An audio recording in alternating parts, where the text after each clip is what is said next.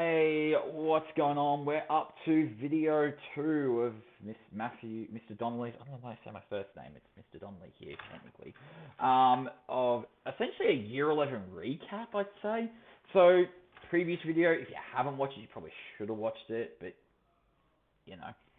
And in that video, we looked at the cash flow, the cash journals and the credit journals. We put in transactions and we applied that. Now, this lesson or this video, we're going to be doing the cash flow statement, the income statement, and the balance sheet, calculating different amounts and going from there. So we're going to do the cash flow statement first, and then we're going to use that info. So we won't need to spend too much time on the journals. And then we'll build from there. So let's bring up the journals. Actually, no, let's bring up the transactions. I reckon that might be the smarter play.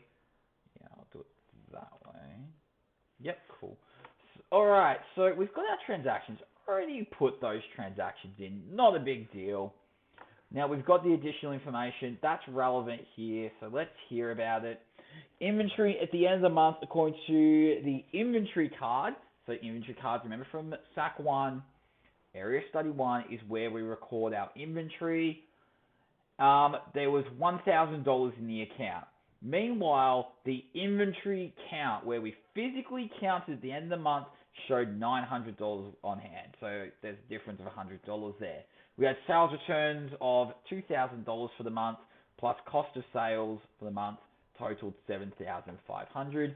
In February, unknown business was looking to take out a 5-year loan worth $20,000. Now, important to note, the month, February.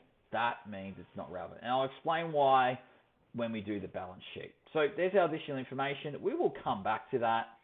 What I want to do is a quick recap. We're only going to look at the totals. We can see for the month we received $16,450 in cash, and all the info associated with that. Likewise, the cash payments journal, we had an outflow of $15,377, so a bit of an outflow there. We've got the credit sales, $8,500, the purchase journal, $7,700 total. So, $9,350 total for the accounts receivable.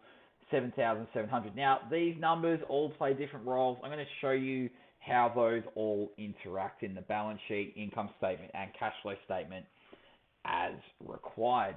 Now, if we go down, first thing we're going to do is the cash flow statement, and we're going to do little Mr. Donnelly tricks now. So we're going to be highlighting different headings. So we're only dealing with cash. So we go account anything that is... Let's go have a look. We've got 3 categories. We've got operating, investing, and financing. So for operating, I'm going to highlight that green. Anything for investing, I'm going to highlight that yellow. And anything for financing, I'm going to highlight that, we'll go like a hot purple. So what is each? So let's go through each. Just quickly, let's go through each. So the first thing is operations. Operations are your day-to-day business. These are the things that happen when running the business. So for example, making sales, paying wages, paying bills. You know, day-to-day stuff. It exists because the business exists. Investing is when you buy non-current or sell non-current assets. Anything non-current will go there. Non-current assets, assets we use longer than a year. And I'll talk more about that in video 4, like the current non-current split, okay? And cash flow from financing. So financing activities are the ownership structures. So only 4 things ever go here. Loans, where we receive or pay back. So loans in, loans out. You've got capital contributions and you've got drawings. That looks at the ownership structure and says, how is this business being funded? So that's where that comes in, okay? So we'll go through each of these. We're going to go green, purple, and yellow. So I'm just going to pin that here for the time being. Just stick it on, and we're going to go through each. So our main one, green, will be operations. So we're going to go purple. I better remember what's yellow. Yellow's investing, purple's financing. All right, so process of elimination. We're going to go process of elimination. We're going to do operating last. So that means we need to do investing and financing first. So if we have a read, we see accounts receivable, sales don't really meet the criteria of capital contribution or buying or selling a non-current asset or receiving a loan. The only thing that meets that is in the sundries column, and that is the capital contribution. So we're going to highlight that. I believe it was yellow. I hope it was yellow. It's going to be really awkward. Was it yellow? No, it was pink. Cool. It was pink. Got the right amount. It is pink. So we're going to keep that pink. We're going to look at the cash payments journal, and we're going to go, is there anything in drawings here that needs to be pink? Yes, there is. We got drawings. Did we pay back a loan? No, we didn't. The only thing is drawings. So those are our only two transactions. Now we look at non-current assets. So we paid rent. No. Did we buy a van? Yeah, we bought a van. So the van is yellow. And then if we have a look at the subtotals here, we see that there is nothing else. There are no long-term assets. So everything else is green. Now, you can do the headings or you can do the amounts. I'm going to be doing the amounts, okay? So that means, is everything highlighted? Yes. I didn't highlight the total of sundries because in the event there are two different sundries, they might be two different things. So for example, if we sold a van, that would also go in the sundries and you couldn't highlight the sundries. But all the sales go here, okay? You can also alternatively highlight the headings. I'm going to do both. And I'll do both. Now, this will be GST received because it's coming in, and this will be GST paid. So if we have a look, we see accounts payable. Oh. And we go wages. We see that total there. That should be, geez. Yep. We've got sundries, so we need to do the individual sundries. We see rent, yep. Inventory, yep.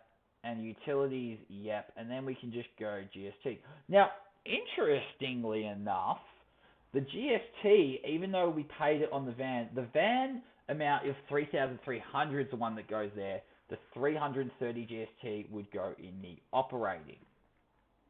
So just a little sidebar there, and I'll just for consistency's sake, we'll do that. So if you're unsure, this is like the time you pause the video and you go, oh, Mr. Donnelly, I don't know what I'm doing, and I'll talk you through it, okay? But let's do our color coordination check off. So I'm just going to turn that off. So we just go through cash flows from operations. Now, you've got two ways. You can write the inflows. I won't be doing that. I'll just be writing each of these. So let's create a split so I don't have to go back and forth. There we go. All right, cash flow from operations, and you could go receipts from accounts receivable, or you can just go accounts receivable. I'm happy with either. And we would go 1,500. I don't know why that's over there. That genuinely disgusts me. Leave that there. Okay, no, we're going to have to fix this. Sorry.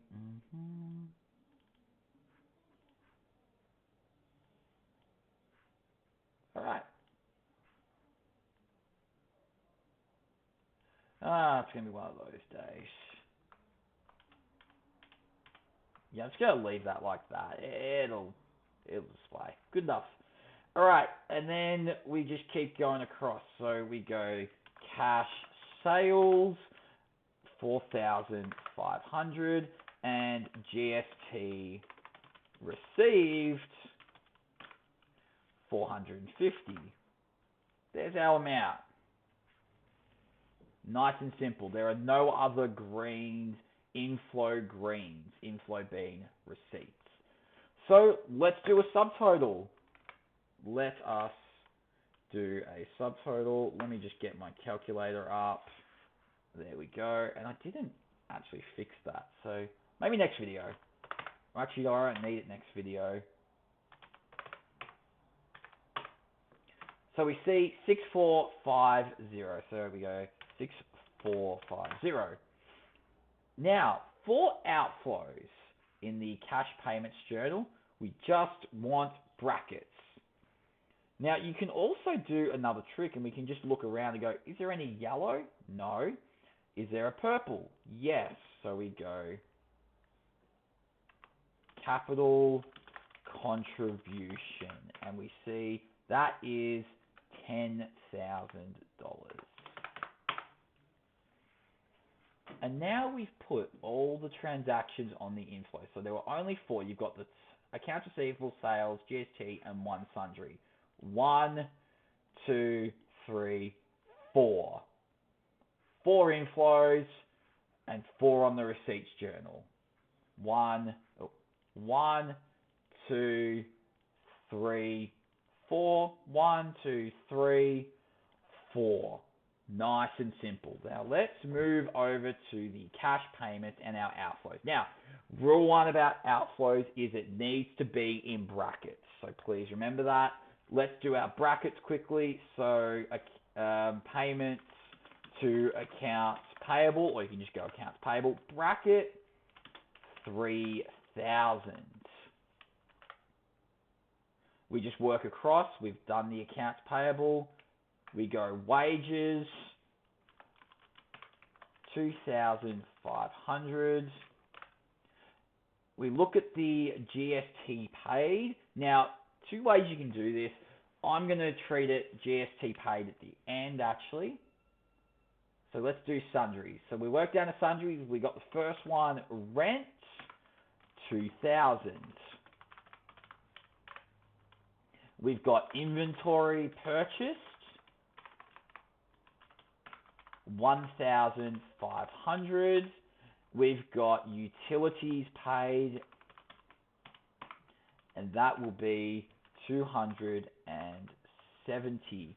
We then look across and we've got GST paid, and we're 1 short, so let's do what we do best and add 1 here. GST paid, and we go 707. We now need to subtotal the negatives. Now, we go 3,000 plus 2,500 plus... Let's try that again. I think I went multiply instead of plus. The plus is here. 2,500 plus 3,000 plus 2,000 plus 1,500 plus 270 plus 707. We see the outflows of 9,977.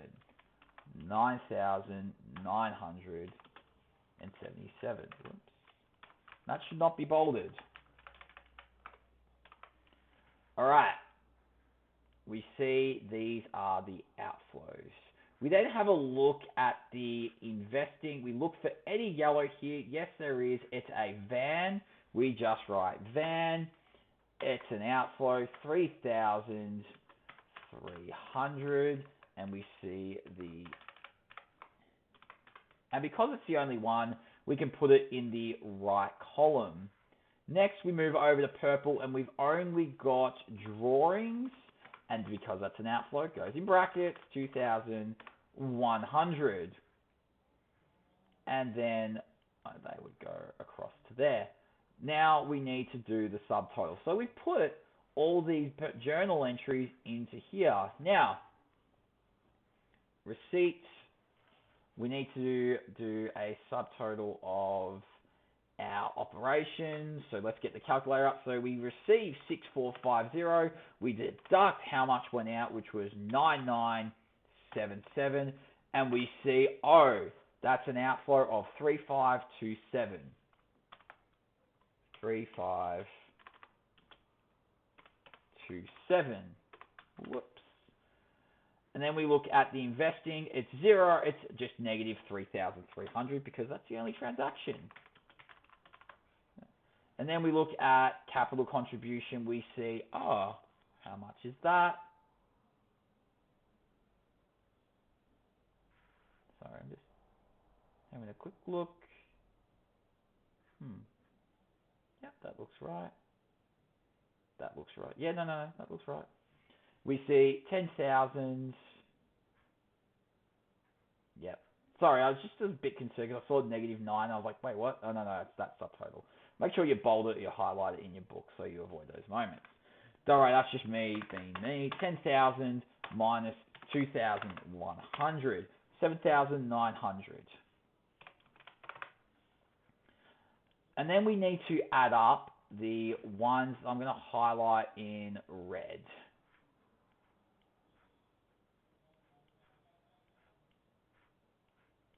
There we go. How much is that? We make it 0, and we go minus 3,527 minus 3,300 plus 7,900, and it should be 1,073. 10. Oh, disgusting. 10, and I'll fix that after. There we go. Nice and clean. Now, we can actually do a second way to check this. If we have a look at our, I'm just going to remove this.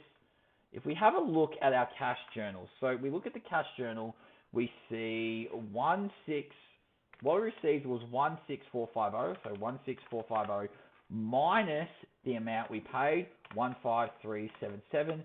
We see that we would have gained $1,073 in cash for the period. If we have a look, that lines up with this change. Now, bank account at start was 0 because I didn't mention it. So our bank account at the end is 1073. That's how we do our cash flow statement.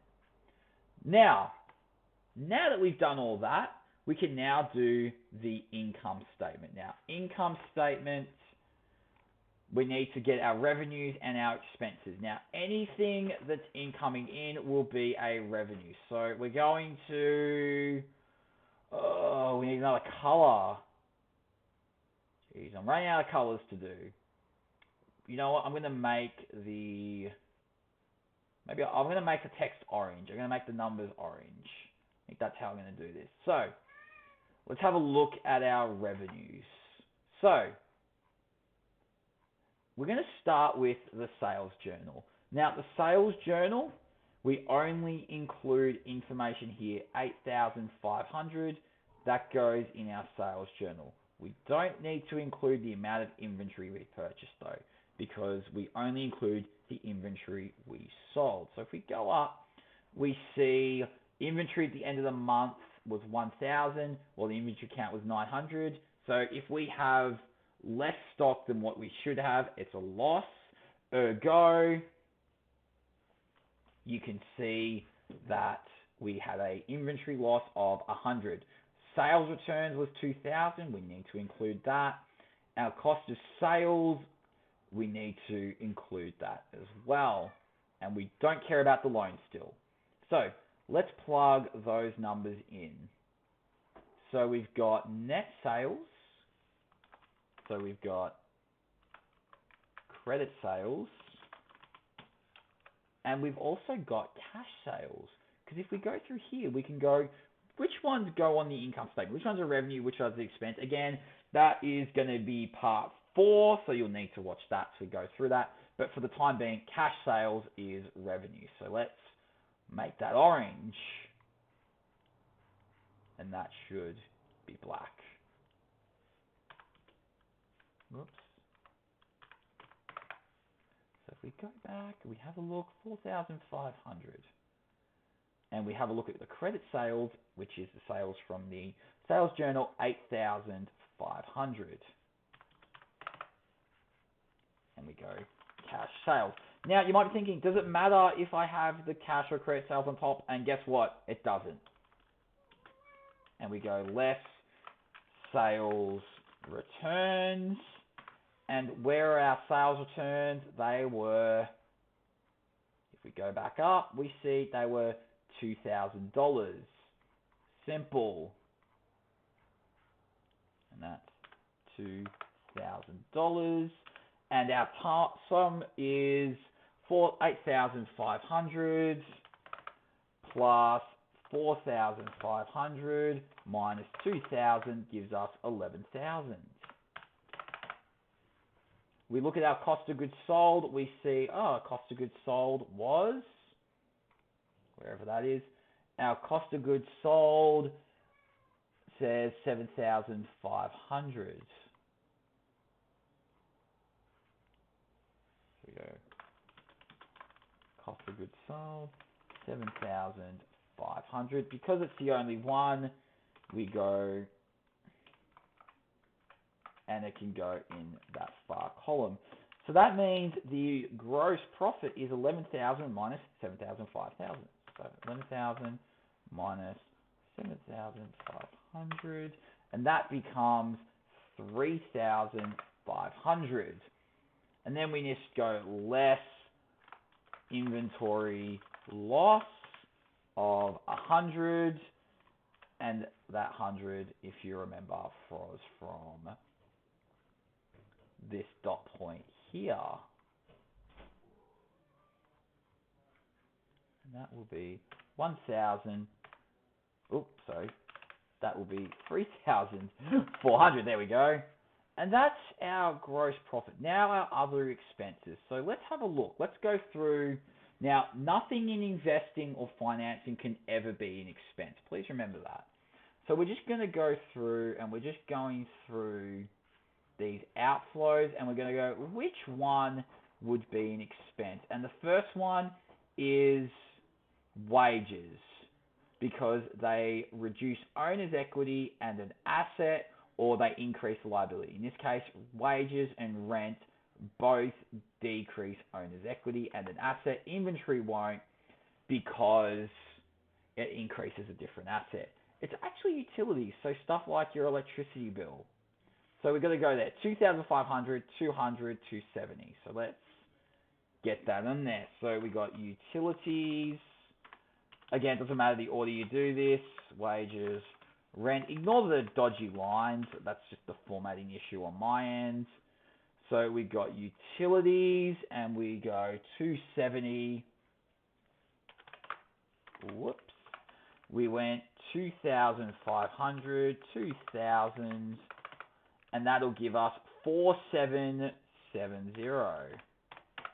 And then we just less the expenses, so it'll be 3,400 minus 4,770. If it's a net loss, it's always a negative, and it's in brackets, so it's brackets 1,370. So that's our income statement. That's how that will display. So I'm going to leave that there, and I'm actually going to talk about the balance sheet in the next video. I've just sort of decided, because I want to explain current assets, non-current assets, current liabilities, non-current liabilities, using the numbers. So I look forward to seeing you next video.